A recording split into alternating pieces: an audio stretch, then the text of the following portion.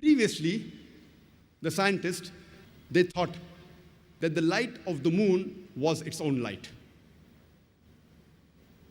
But Quran says in Surah Furqan, chapter number 25, verse number 61, blessed is he, that is Allah subhanahu wa ta'ala, who has made the constellations in the sky and placed therein sun, that is a lamp, having its own light, and moon, having borrowed light.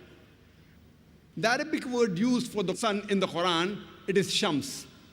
And its light is always described as siraj, wahaj, or diya, which means a torch having a light of its own, or a blazing lamp, or a shining glory. Always the light of the sun is described as wahaj, siraj, or diya, meaning a light of its own. The Arabic word for moon is qamar, and its light is described as munir or nur, meaning borrowed light or a reflected light.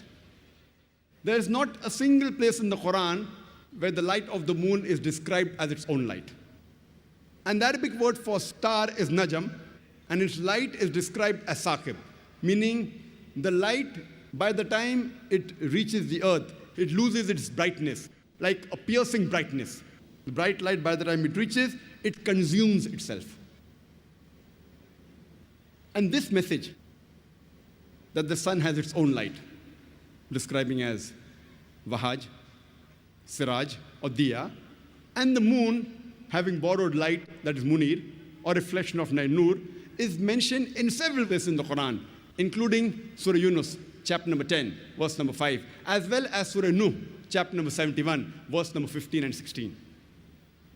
And the Quran says in Surah Tariq, chapter number 86, verse number 3, that word najmus saqib, describing the star, its light as saqib, that means it pierces, it's of piercing darkness.